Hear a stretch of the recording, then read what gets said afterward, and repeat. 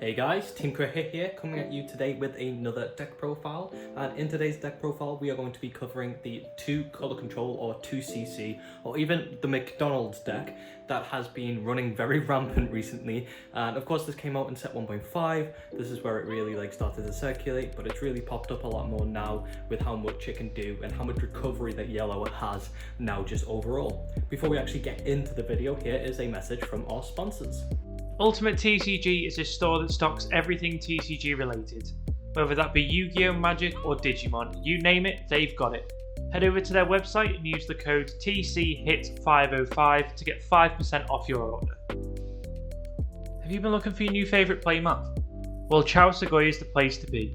Whether it be customised playmats, memory tokens or anything else, they have everything you will need to play the game and more. Even better, when checking out, if you use our discount code TEAMCRITHIT, you can also get 5% off your order.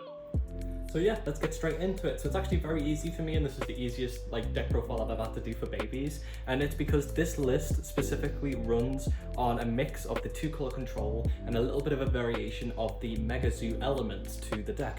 Now the reason that I decided to do this is because running more Megas in a meta that was so dominant with the likes of Yellow War Greymon, and just being able to do that in this deck, there's a lot of ways that you can help that to your advantage. Being able to use the deck to get a lot of these Digimon into your security, so that when Yellow War Greymon swings the first time for 11 or 12,000 because of War Growlmon, that you're going to get a Digimon out that's going to be at least 11,000, 12,000, 13,000 because of the likes of the trial deck TK that we do run in this list.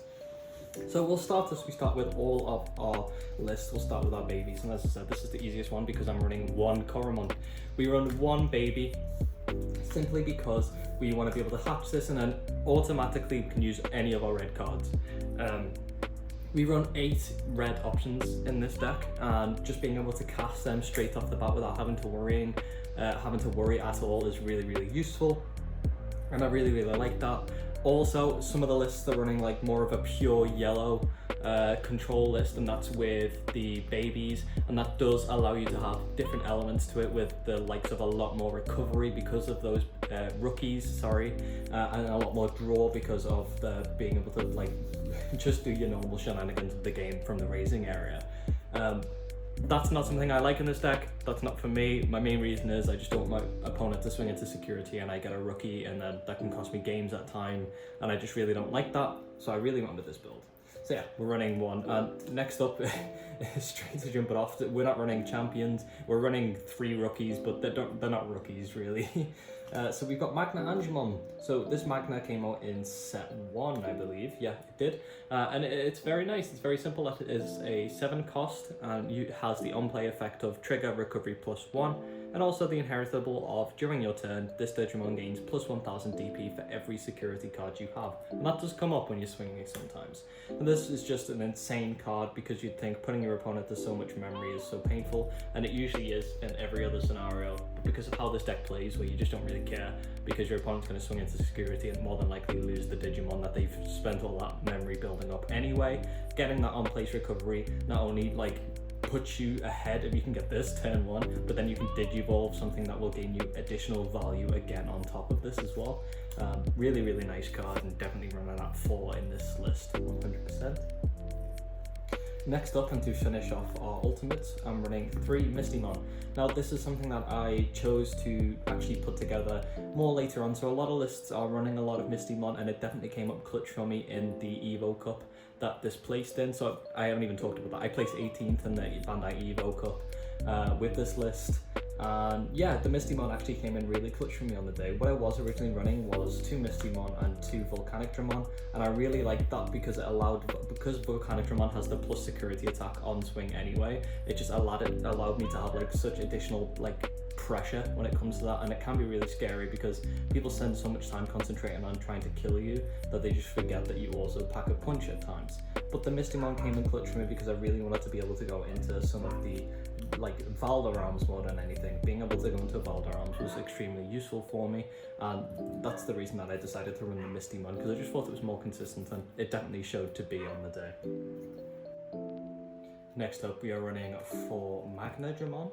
Now, this card just is insane, and I would definitely not run less than 4 of this card in the deck. It's the bread and butter of the deck, and it's the reason that the deck is just so very strong. So it's an 11 play cost with the on-play effect of, if you have 3 or fewer security cards, you trigger recovery +2. Now that's ridiculous, because your opponent can do everything to put you down to 3 or lower, losing Digimon while they do it because of how the deck plays and all of the ways to remove from your security, and then you just hard play a Magnetron and you're back up there, you're really just climbing again, and you're just in a good place.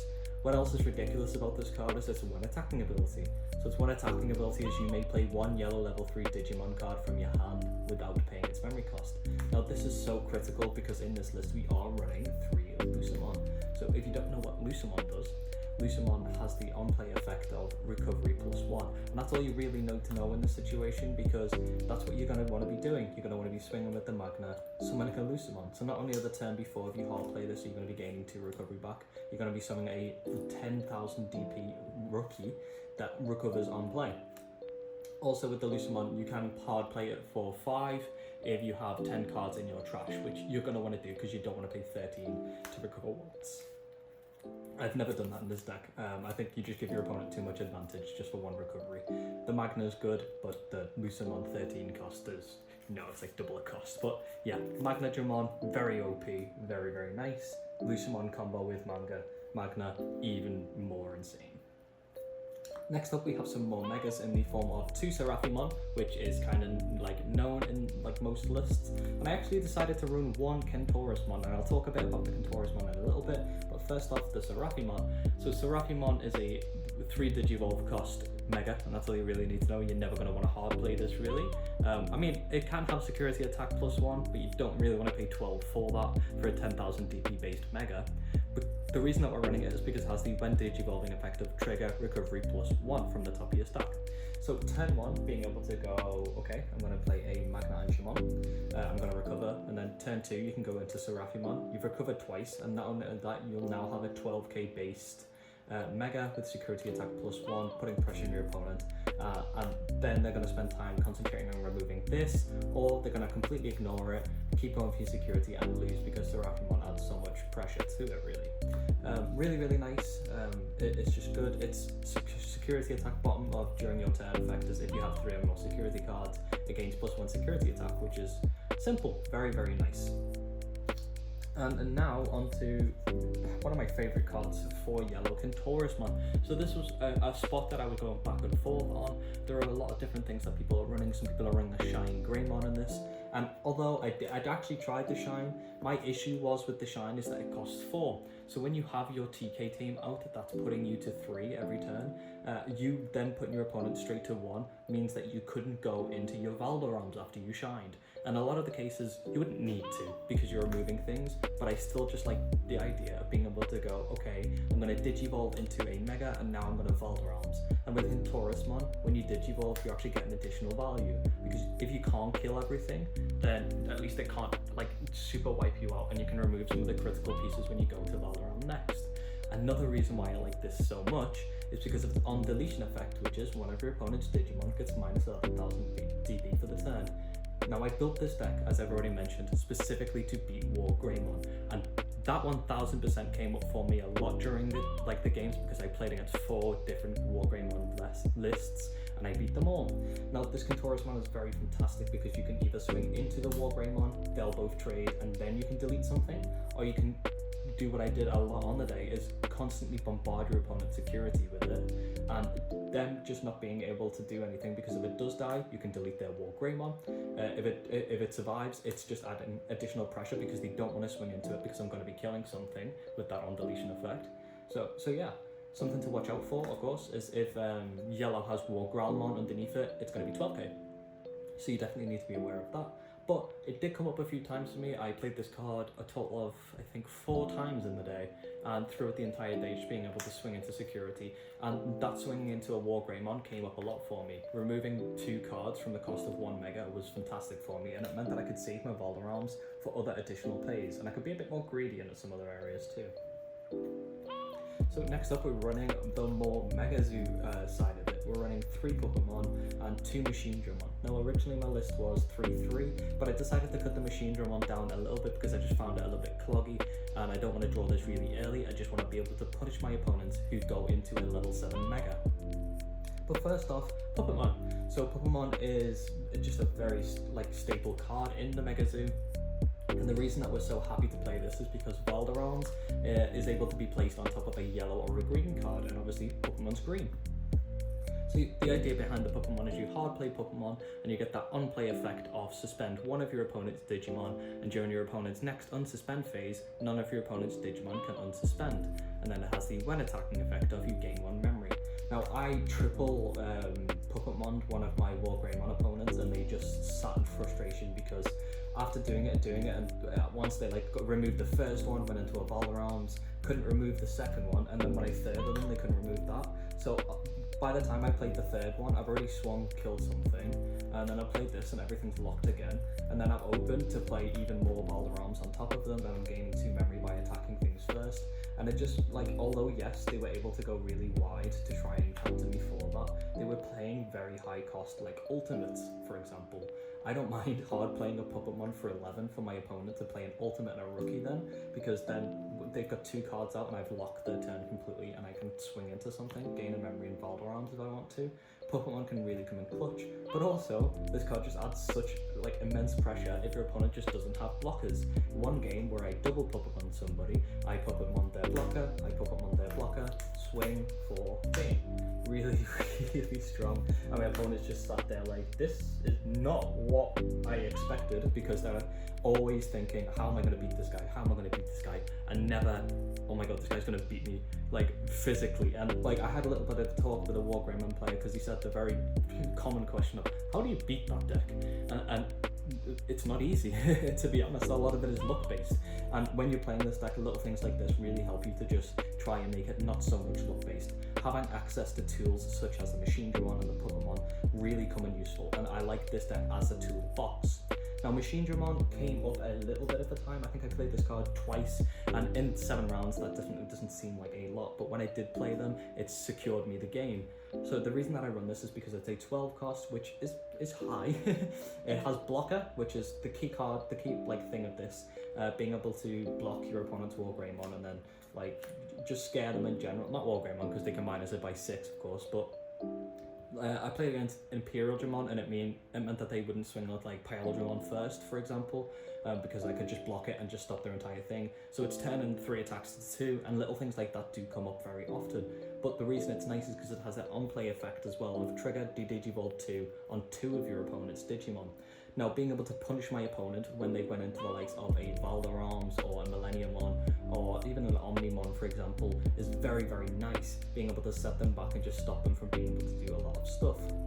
One thing to also take into account is if my opponent's playing, for example, I'm always going to talk about yellow because I played against a lot of yellow. If my opponent's using War Growlmon, so if they're using something that has Digiburst, and they get rid of their rookie and their champion for the Digiburst of 2, and they only have a baby, their ultimate and a mega, if you Digivolve 2, it'll just straight up kill the Digimon because they don't have a baby, they don't have a rookie anymore, and then it still goes down to baby, even though it says you can't. It's weird. They added a new ruling for it, but definitely read up on that. And it did come up once, I think, in the tournament where I was just able to straight up kill something by playing the Machine Drummon, which felt fantastic, I'll tell you that now. So we've talked quite a lot about those, and we've talked a lot about why I want to run those, and that's because of Valderarms. We're running 4 Valderarms in this list, which may seem heavy, but that's because of how many yellow megas we're running and how many green megas we're running, and the fact that we just always want to be able to get this. Also, getting this in security feels amazing. Just being able to shut down pretty much everything that's ever attacking you, unless it's an Omnimon, for example. So Valderarms is really nice. It's a 15 play cost, which you're never going to do. It has a Digivolve cost of 6 on top of green or yellow, which is why the Puppetmon is very nice in this. It has 14,000 DP and has the when Digivolving effect of activate the follow effect twice. One of your opponent's Digimon gets minus 7,000 DP for the turn, and then the on deletion effect of you gain 3 memory. Now, little thing as well, some people are also playing Chaosmon in green, which is 14k and gains the boost as well. But when you have Magnet underneath a Valderarms in your stack, obviously you gain that inheritable boost, so you can actually swing into those and not lose your Valor Arms, because this just turns into a big beta that your opponent doesn't ever want to get rid of because of that undeletion effect. What a lot of yellow players would do is bring out like a stack they had, do the things, and then Valor Arms my Valor Arms, and then I go, okay, I'm usually going to 6 alone because they're going to Valor Arms when they're on 0, so I'll go to 6 and then I'll go to 9 with Valor Arms, so I'm just going to Gaia Force your Valor Arms and you'll go to 2. Like, I don't care, like, thank you, I guess. You don't really care in the stack. If you can get sneaky damage in with your stuff, that's fine, but really, for this, the value is the on-play effect of removing 2 things or 1 big thing. So next up, we'll speed run through some of our options. For yellow options, we're running 4 Seven Heavens, 3 Eden's Javelin, and 3 Holy Wave. 7 Heavens is a 7 cost option that has the main effect of one of your opponent's Digimon gets minus 10,000 for the turn, and the security effect of activate this card's main. Very, very strong ultimate killer and below. I'll use this card very regularly to kill so many cards, and the favourite thing that I kill with this card is the Magnetron. Because Magnetron is 10k base, 7 Heavensing a Magnetron just feels perfect, and your opponent can just sit there like, yeah, cool, and I don't care because a lot of the time I'm winning because my opponent's going to deck out. So yes, they've recovered twice, and yes, that most of the time means I'm not going to beat them by swinging into them, but that's never my main game plan. The main game plan is that I'm going to make sure that they deck out. So Magnetron and me having an answer on a 1 option card is fantastic. Next up, we're running 3 Eden's Javelin. Now the reason we're only running 3 when a lot of lists are running 4 of this and 3 of this is because in this deck you do not draw a lot. Because we don't have the rookies and the babies being able to like have that nice draw mechanic, Eden's Javelin is nice to be able to remove sometimes ultimates, but mostly anything lower, anything that can show a potential threat in the future. You want to just be able to remove, and having an options card that allows you to draw a card if you're having a bit of a bricky hand is nice, but also just being able to deal with something. Being very conservative in your hand and knowing when to pass turn and not play anything is very important when playing this deck, and it can really help with that Eden's Javelin, just passing turn when there's no reason for you to do anything because your security is usually going to have an answer for whatever your opponent has as well. Next up, we're running 3 Holy Wave. Eden's Javelin also has security activate this card's main effect. And Holy Wave is very simple. It's a 6 cost options card that just has the trigger at 1, trigger effect of recovery plus 1, same as the Magna, but the security effect of activate this card's main. So your opponent looks like they have game on board, they swing into your security, you get a Holy Wave and you recover 1 again. This has come up a lot for me because there are a lot of situations where if your opponent plays smart and they attack when they've only got 1 card on board and then do stuff, for example like yellow having Bushy Agumon, being able to attack with 1 thing, wait, so if this gets removed they don't care because it's already attacked, play Bushy, swing, wait, it dies, and then play Bushy, swing for game. Now the Holy Wave stops that completely because it just means that, okay, cool, I'm going to recover 1 and I'm just going to stop that straight off the bat, so like you're going to need more than that. It comes in extremely useful, and I definitely love this like layout on the day. I don't think I'd change it at all. It came in very, very useful to have like removal constantly. Next up, we've got our red options cards that I mentioned earlier in the form of 4 Gaia Force and 4 Trident Revolver, which is a new card that came out in set 4, and everyone was confused when I used this card. So Gaia Force is just bread and butter of red, main effect of delete one of your opponent's Digimon, security effect of activate this main. Anytime I get this in security, I'll be like, yes, this is fantastic. Thank you so much for showing up because it just really, really puts in work.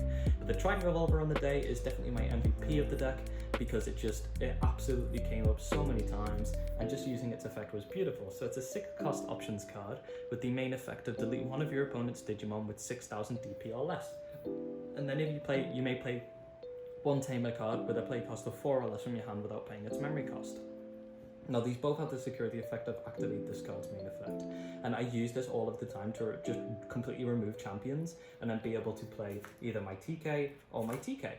Now, a lot of the time with the Trident Revolver, I just use it to kill a champion and not even play a Tamer from hand, because 1, you need to be careful with this TK that you will actually have a yellow card in your security because I'm playing many multicolours, and 2, a lot of the time I just wouldn't have the TK in hand because I'd either already have 1 out or I'd be digging for it. And just playing 6 to be able to remove the only card on your opponent's board, or something that like is giving your opponent value again in the future, like a blocker. This is perfect for removing blockers. I just throw these out, and as soon as a blocker hit the board, I'd want to try and revolver it. I definitely loved 4 of it in this list. It just came up so useful, and it came up very useful because it meant that we could activate it straight off the bat because of that Coromon as well. Really, really nice. And yeah, to finish off the list, we've actually got the Tamers. So you've already seen it. These are the two TKs. So this is the 2-cost TK that actually came out in the trial deck for yellow. And it's a 2-cost with the opponent's turn effect of all your security Digimon get plus 2000 DP. As I mentioned earlier, Magnetron is 10,000. All of my ultimates are 6,000, 7,000, 10,000, 10,000, 11, 10, 11, 14. Playing TK puts all of these up to 11 or higher, apart from the ultimates, of course. But if you have 2 out, the Misty goes to 11 as well. So Wargreymon swings, swing for 12k if they have Wargreymon. You go, okay, check Magnetron, that's 12k, they both die. Check Lucimon, 12k, they both die. You get the gist. Everything's doing that, and that's why this card is so critical. Very, very good. Definitely run 3 of this, at least. Some lists are running 4, you can run that. I just couldn't find room. 3 TK. So I like this TK at 3, definitely. If you get this TK in your security at the end of the game and you don't have one, it can cost you the game. I nearly lost the game against Wargreymon, which would have cost me the full match because I TK'd, and luckily I managed to have just a singular 7 heavens in my only 1 security card. But if it wasn't a 7 heavens, I'd lost the game because I'd have had to take it. This card is mandatory. I saw a lot of people just being like, no, I'll just look at my security, I'm happy with what's there, I'm not going to take anything. This card is mandatory, you have to take a card, and that's why it's so scary.